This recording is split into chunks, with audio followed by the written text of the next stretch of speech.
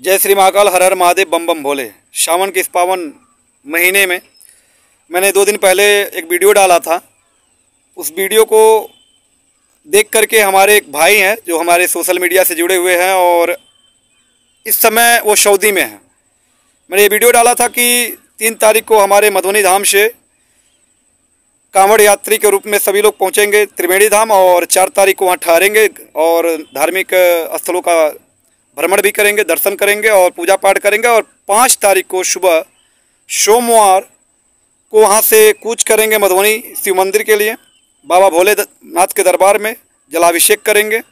इस वीडियो को देख करके एक हमारे भाई हैं जो हमसे जुड़े हुए हैं, उन्होंने हमारे खाते में सीधे 3001 रुपया उन्होंने भेजा और उन्होंने मैसेज लिखा कि यह हमारे तरफ से महादेव के प्रसाद के रूप में आप हमारा ये समझ लीजिए, एक तरह का सहयोग ही समझ लीजिए या दान ही समझ लीजिए। मैंने भाई से कहा, भाई आपने 3001 रुपया भेजा है तो मैं चाहता हूं कि इसको सार्वजनिक करना, लेकिन उन्होंने भाई ने साफ साफ मना किया कि नहीं, मेरे नाम का कोई प्रचार नहीं होनी चाहिए। मैंने कहा आप अपने पिताजी का ही नाम बता दीजिए, फिर भी उन्होंने मना कर दिया। लाख कोशिश के बाद भी उन्होंने कहा कि नहीं, मेरा नाम उजागर नहीं होना चाहिए, सार्वजनिक नहीं होनी चाहिए।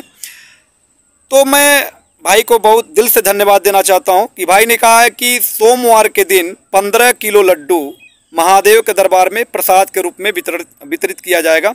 15 किलो लड्डू मैं अपने भोले बाबा के जो महंत हैं, पुजारी हैं मधुबनी शिव मंदिर के, उन्हें मैं 15 किलो लड्डू भाई के कथनानुसार जो है मुझे करना है, उनके विचार के अनुसार ही मुझे चलना है। तो 15 किलो लड्डू महादेव के दरबार में मैं महंत जी को सुपुर्द कर दूंगा, पुजारी जी को सुपुर्द कर दूंगा। जो भी हमारे कांवड़ यात्री वहाँ से त्रिवेणी धाम से आएंगे सोमवार को, उन्हें प्रसाद लड्डू के रूप में मिलेगा।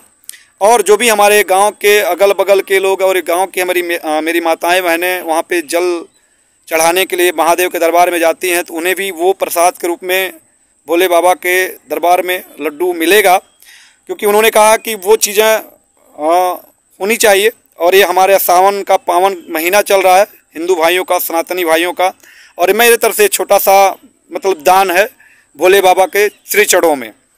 और तो और जो लगातार 15 सालों से श्री शिव कल्याण सेवा समिति के नेतृत्व में भोले बाबा के दरबार में भजन कीर्तन का कार्यक्रम जो लगातार चल रहा है हर सोमवार, उन कीर्तन करने वाले लोगों को भी उन्होंने गमछा देने का कार्य किया है। उन्होंने कहा कि भगवा गमछा उन्हें छोटे जो युवा साथी हैं जो हमेशा भजन कीर्तन में साथ देते हैं, रहते हैं, भजन कीर्तन करते हैं, उनके लिए उन्होंने 11 गमछा देने का कार्य किया है। और ये चीज़ें मुझे बड़ी खुशी हुई है कि उन्होंने अपना नाम सार्वजनिक नहीं करने के लिए कहा है। मैंने लाख कोशिश किया, फिर भी उन्होंने अपना नाम सार्वजनिक करने से मना कर दिया है। ये बड़ी खुशी की बात है कि हमारे सनातन भाई हैं जो जानते हैं कि जो कांवड़ यात्री हैं उनको कम से कम कुछ सेवा पानी हो जाए, या कम से कम जो धार्मिक स्थल है वहाँ पे कुछ ऐसा चीज़ कर दिया जाए ताकि लोगों को लगे कि हाँ, यहाँ कुछ प्रसाद के रूप में, कुछ निर्माण कार्य हेतु में कुछ ना कुछ हमारे हिंदू भाइयों को करते रहना चाहिए और होना भी चाहिए, और ये भाव सबके अंदर होना चाहिए।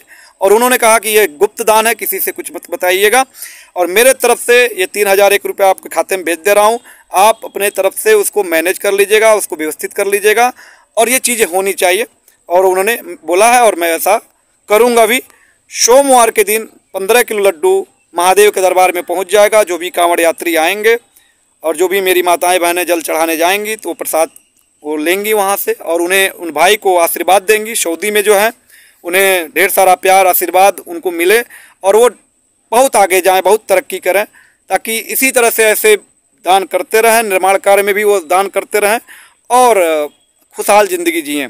और सभी हमारे सावन के महीने में जितने भी हमारे कांवड़ यात्री हैं, जितने भी हमारे महादेव के भक्त हैं, मैं यही कहना चाहूँगा भोले बाबा से कि भगवान उनकी सभी मनोकामना पूरी करें। जो पैदल चल रहे हैं, सैकड़ों किलोमीटर तक वो पैदल चल रहे हैं, और रेलगाड़ियों से, चारपाहिया से, चाहे जितने भी किसी भी संसाधनों से वो दूर दूर से लोग जा करके महादेव के दरबार में अपना मत्था टेकने का कार्य कर रहे हैं। महादेव उनकी सभी मनोकामना पूरी करें, भगवान उनकी सभी भाव को समझें। और मैं यही कहना चाहूँगा और कुछ लोग तो राजनीतिक जो व्यक्ति होते हैं, मैं एक पॉइंट और रखना चाहूँगा, कुछ लोग राजनीतिक व्यक्ति होते हैं, वो लोग कुछ भी काम करने से पहले उसके पीछे जरूर रीजन रख लेते हैं कि आगे भविष्य को सोचते हुए कि उसके पीछे हमको क्या करना है, उसका स्वार्थ लेना है, कैसे लेना है, किस तरह से लेना है। जैसे होता क्या है कि अभी रमज़ान के महीने में, पाक महीने में क्या हो रहा था, कुछ नेता थे, गांव स्तर के हो सकते हैं, शहर स्तर के नेता होते हैं, वो मस्जिदों में जाकर के क्या करते हैं, मस्जिदों में जाकर के क्या करते हैं, वो रोज़ा खुलवाते हैं, रोज़ा खुलवाते हैं और लोगों को खिलाने पिलाने का कार्य करते हैं। लेकिन हमारे मुस्लिम भाई भी जानते हैं कि उस रोज़ा खुलवाने का पीछे नहीं, उसके पीछे रीज़न क्या है या क्या कारण हो सकता है रोज़ा खुलवा रहे हैं।